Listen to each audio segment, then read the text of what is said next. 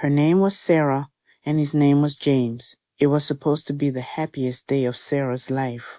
Picture this. She's walking down the aisle. Her heart is just pounding with pure joy. This was the moment she had dreamed about 4 years, the culmination of everything she'd ever wanted. She truly believed James was her forever, her one and only. The ceremony began. Guests were seated, all smiles and anticipation. The officiants started speaking those familiar, beautiful words. Everything was perfect.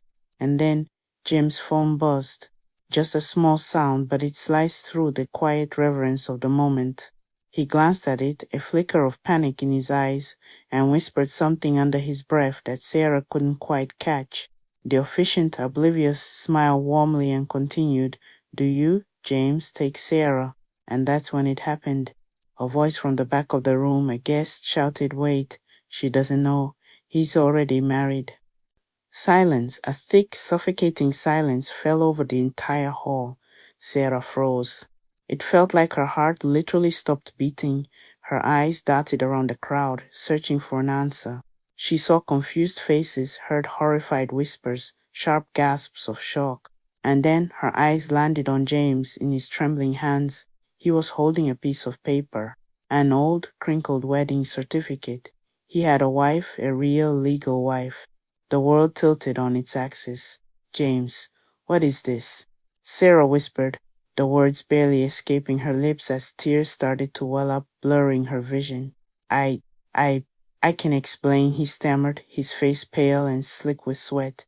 But what explanation could possibly fix this? What words could mend a heart shattered so completely in a single instant? There was nothing. Sarah turned and ran. She ran out of the hall, the sound of her own sobs echoing in her ears. Her beautiful wedding dress, the one she'd picked out with so much love, tore on a doorway as she fled. Behind her, the guests were left in stunned silence. The dream had become a nightmare.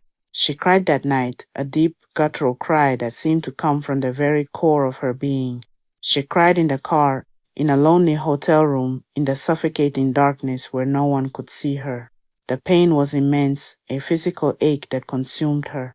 But as the days turned into weeks, a tiny spark ignited within her. Sarah realized she couldn't stay broken forever. She refused to let this betrayal define her. So she started to rebuild, brick by painstaking brick. She went back to school, pouring all her energy and pain into her studies. She devoured books, learned new skills, and pushed herself harder than she ever had before. After graduating, she didn't stop.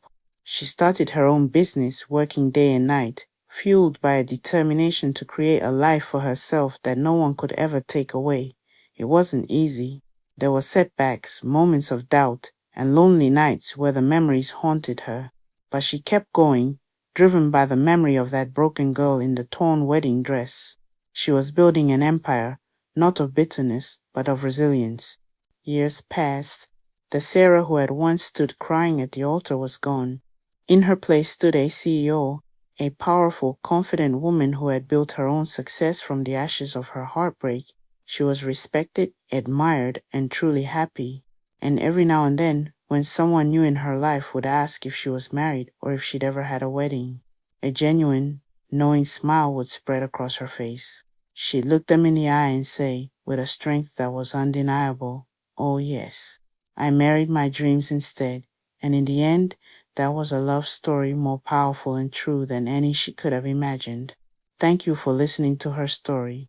If it touched you, don't forget to like and subscribe for more tales of strength and resilience.